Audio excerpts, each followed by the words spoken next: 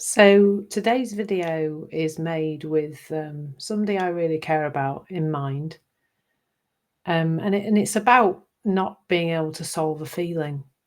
Um, and my goodness, is that something I tried to do for a very long time? I'm just thinking about all the things that I tried to solve a feeling, because we are really driven by our feelings as human beings. There's a driver within us that I don't think most of us are even aware of, to just feel at peace, feel calm. There's a lovely quote by Jack Pransky, which I absolutely love, which is, "All we are is peace, love, and wisdom, and the ability to create the illusion that we are not." And we try so many things to feel that peace, love, and wisdom. I mean, it's a multi-billion pound, dollar, whatever aspect of life. Let's just, I mean, some of the things that I've used over the years, food was massive for me. So I've been through a series of different eating issues. So when I was in my late teens, I'd probably near on anorexic. I mostly used to exercise to try and feel better. I've had a quite tricky emotional relationship with food over the years, where every time I was upset, food seemed to be the answer. I would reach for food, and then I'd feel really awful about myself, and then I'd reach for some more food because I felt really bad about the things I'd already eaten. Luckily, that isn't an aspect of my life now because of this understanding of the three principles that I share. I went through bulimia in my kind of early 20s, late teens, early 20s, because that kind of cycle of I don't feel good, so I'm going to just eat a pile of awful food, and then thinking that by bringing that back out of my body, I could feel better about myself, about what I'd just done. All very, yeah. Not sure how that fell away, but it luckily did. Busyness, I often say on these sessions that busyness is my drug of choice, and I would say it still probably is. I'm still busy. I still like, a lot of people in the three principles community talk to me about, how on earth do you do everything that you do? I'm obviously in lots of different places, creating content and sharing things and doing things. And I mean, if it's reassuring to anybody, it's because I'm completely mad. I love being busy. I've written a book called The Life-Changing Magic of Learning to Be With Yourself. I've got the kind of not for resale draft copy here. and I still need to learn the lessons from that book, because stillness, quiet, slowing down are a lot more in my way of being now, but they certainly are not. You're not my chosen way of being, I guess, really. And then, as I'm talking through this, I think I'm holding somebody in my heart to make this video, but I have to hold myself there too, because we're all doing something to try and feel better. And my God, that's so innocent and so natural and so much part of what seems to be normal. It really is. It really is really, really normal. So what else? Yeah. So busyness and, finding a man. That was cool. That was cool. It was not cool. That was a key part of my way of being. Some of you know my story. I split up from my husband in 2013, near the end of 2013, and then probably January 2014 launched myself full on into online dating. And the idea that finding a man could make me feel better drove me to exhaustion, I would say, really. drove me to anxiety because I would be so desperate for that person. I think I like somebody, I've sent them a message, they're not messaging back quickly enough, you know, they're probably just very busy doing their life, but I was very caught up in them not replying because that really looked like the solution to the problem. If I could just find the man, I'd be happy.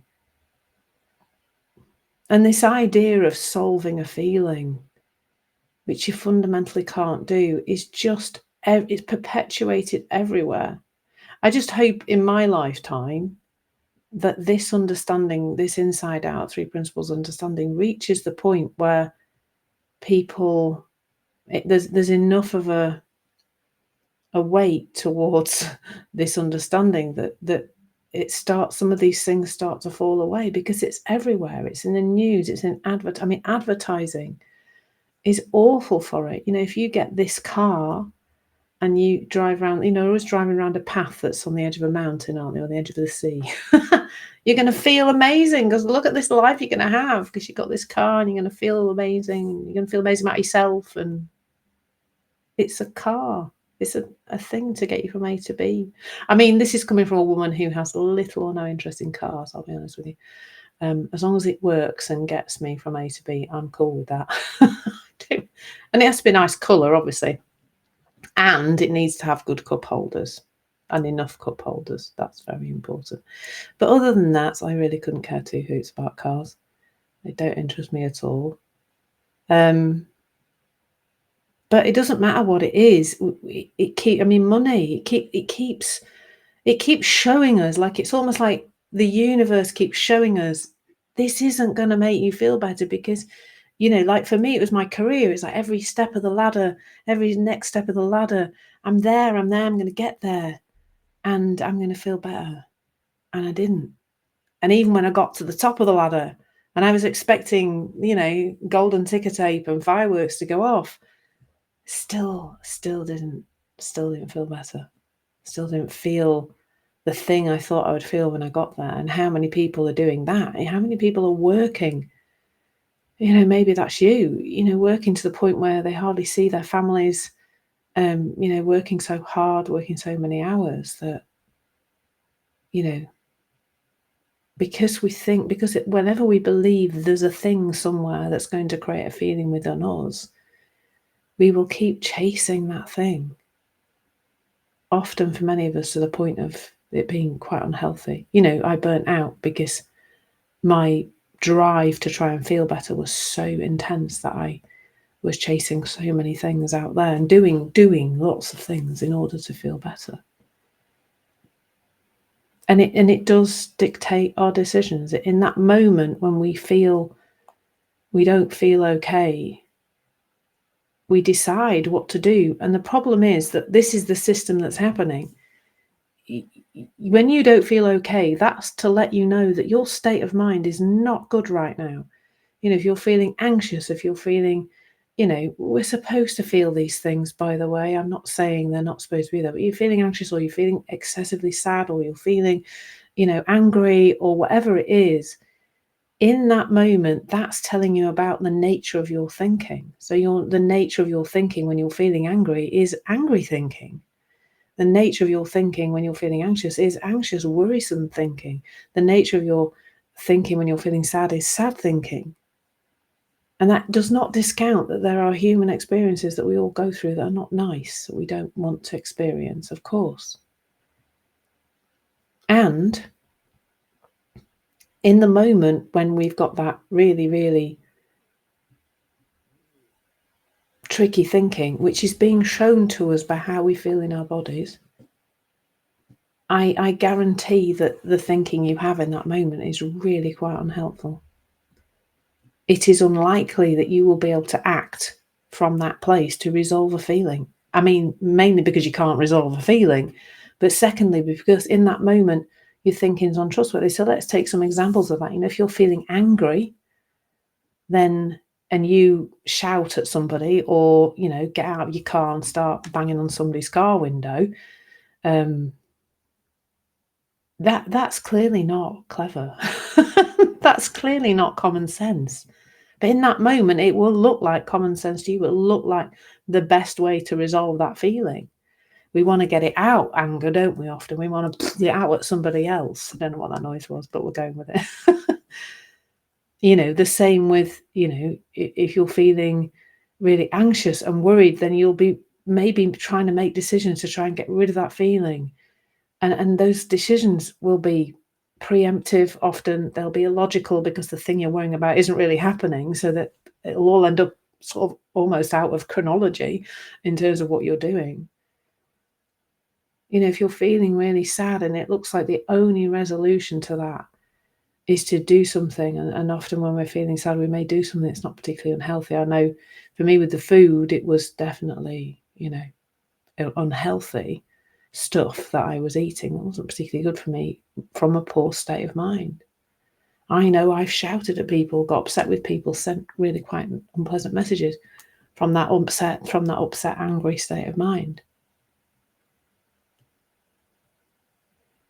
But there's something deeper that we can trust, and that is available when we settle down, when we calm a little bit. That's there, that's available to us all the time. But maybe we don't often give ourselves enough time to allow that to emerge. But we've all seen it. We've all been stirred up about something, and then we've settled and gone, oh, luckily we may not have done a thing, but maybe even if we have, we can be really kind to ourselves and compassionate and just go, oh yeah, look at that. It didn't work, did it? Because I was not in a good state of mind when I chose to do that. So I hope that's helpful. I'm going to explore this a little further later in the week. But I hope for now that's a helpful little, a little bit about not solving a feeling, or that you can't solve a feeling. Take care, lots of love, and I hope I'll see you again soon. Bye.